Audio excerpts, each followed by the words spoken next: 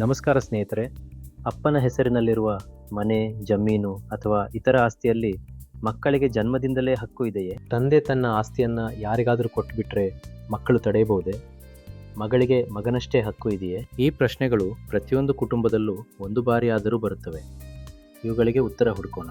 ಇಂದು ನಾವು ಭಾರತೀಯ ಕಾನೂನು, ವಿಶೇಷವಾಗಿ ಹಿಂದೂ ಸಕ್ಸೆಷನ್ ಆಕ್ಟ್ ಪ್ರಕಾರ ವಿವಿಧ ಆಸ್ತಿಗಳ ವ್ಯತ್ಯಾಸವನ್ನು ತಿಳಿದುಕೊಳ್ಳೋಣ. ಮೊದಲು ಆನ್ಸೆಸ್ಟ್ರಲ್ ಪ್ರಾಪರ್ಟಿ ಅಥವಾ ಪಾರಂಪರಿಕ ಆಸ್ತಿ ಎಂದರೇನು ಎಂಬುದನ್ನು ಅರ್ಥ ಮಾಡಿಕೊಳ್ಳೋಣ. ಒಂದು ಆಸ್ತಿ ಅಜ್ಜನಿಂದ, ನಂತರ ಅಜ್ಜನಿಗೆ, ನಂತರ ತಂದೆಗೆ ಯಾವುದೇ ವಿಭಜನೆ ಆಗದೆ ಬಂದಿದ್ದರೆ ಅದನ್ನು ಪಾರಂಪರಿಕ ಆಸ್ತಿ ಎನ್ನಲಾಗುತ್ತದೆ. ಸರಳವಾಗಿ ಹೇಳುವುದಾದರೆ 4 ತಲೆಮಾರುಗಳವರೆಗೆ ಬಂದಿರುವ ಪಾರಂಪರಿಕ ಆಸ್ತಿ ಇದಾಗಿದೆ. ಈ ರೀತಿಯ ಆಸ್ತಿಯಲ್ಲಿ ಮಕ್ಕಳಿಗೆ ಜನ್ಮದಿಂದಲೇ ಹಕ್ಕು ಉಂಟಾಗುತ್ತದೆ.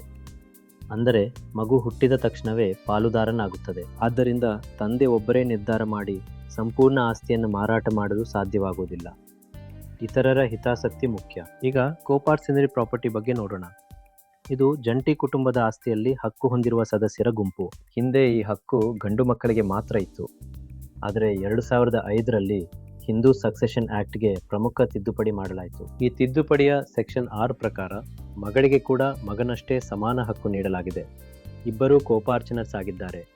ಸುಪ್ರೀಂ ಕೋರ್ಟ್ ಕೂಡ 2020ರ ವಿನೀತಾ ಶರ್ಮಾ ಪ್ರಕರಣದಲ್ಲಿ ಒಂದು ಮಹತ್ವದ ತೀರ್ಪು ನೀಡಿದೆ. ಆ ತೀರ್ಪಿನ ಪ್ರಕಾರ ಮಗಳಿಗೆ ಜನ್ಮದಿಂದಲೇ ಕೋಪಾರ್ಚನರಿ ಹಕ್ಕು ಸಿಗುತ್ತದೆ.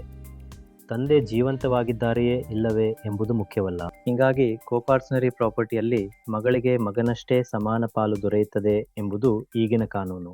ಇದೀಗ ಅತ್ಯಂತ ಮುಖ್ಯವಾದ ಸೆಲ್ಫ್ ಅಕ್ವೈರ್ಡ್ ಪ್ರಾಪರ್ಟಿ ಅಥವಾ ಸ್ವಯಾರ್ಜಿತ ಆಸ್ತಿ ಬಗ್ಗೆ ತಿಳಿಯೋಣ. ತಂದೆ ತಮ್ಮ ಸ್ವಂತ ದುಡಿಮೆಯ ಹಣದಿಂದ ಖರೀದಿಸಿದ ಆಸ್ತಿಯನ್ನ ಸ್ವಯಾರ್ಜಿತ ಆಸ್ತಿ ಎಂದು ಕರೆಯುತ್ತಾರೆ. ಈ ಆಸ್ತಿಯಲ್ಲಿ ಮಕ್ಕಳಿಗೆ ಜನ್ಮದಿಂದಲೇ ಯಾವುದೇ ಕಾನೂನುಬದ್ಧ ಹಕ್ಕು ಇರುವುದಿಲ್ಲ.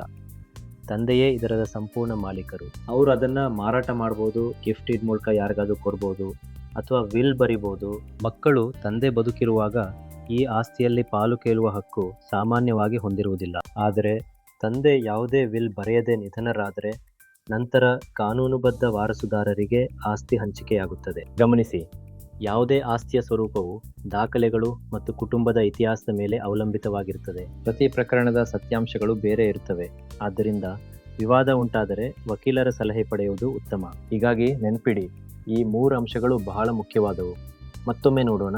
ಆನ್ಸೆಸ್ಟ್ರಲ್ ಪ್ರಾಪರ್ಟಿ ಅಂದರೆ ಮಕ್ಕಳಿಗೆ ಈ ಆಸ್ತಿಯಲ್ಲಿ ಜನ್ಮದಿಂದಲೇ ಹಕ್ಕು ಇರುತ್ತದೆ. ಕೋಪಾರ್ಚನರಿ ಪ್ರಾಪರ್ಟಿ, ಮಗ ಮತ್ತು ಮಗಳಿಗೆ ಇಲ್ಲಿ ಸಮಾನ ಹಕ್ಕು ಮತ್ತು ಸಮಾನ ಪಾಲು ಇದೆ. ಸೆಲ್ಫ್ ಅಕ್ವೈರ್ಡ್ ಪ್ರಾಪರ್ಟಿ, ಇಲ್ಲಿ ತಂದೆಯ ಸ್ವಂತ ನಿರ್ಧಾರವೇ ಅಂತಿಮ ಮತ್ತು ಮುಖ್ಯವಾಗಿರುತ್ತದೆ. ಈ ಮಾಹಿತಿ ಉಪಯುಕ್ತವಾಗಿದ್ದರೆ ವಿಡಿಯೋವನ್ನು ಶೇರ್ ಮಾಡಿ. ಎಲ್ಲರಿಗೂ ಕಾನೂನು ಅರಿವು ಮೂಡಿಸಿ. ಧನ್ಯವಾದಗಳು. ಈ ವಿಡಿಯೋ ಸಾಮಾನ್ಯ ಕಾನೂನು ಮಾಹಿತಿಗಾಗಿ ಮಾತ್ರ. ಇದು ವೈಯಕ್ತಿಕ ಕಾನೂನು ಸಲಹೆಯಲ್ಲ. ನಿಮ್ಮ ಪ್ರಕರಣಕ್ಕೆ ಸಂಬಂಧಿಸಿದ ನಿಖರ ಸಲಹೆಗಾಗಿ ಅರ್ಹ ವಕೀಲರನ್ನು ಸಂಪರ್ಕಿಸಲು ಮರೆಯಬೇಡಿ.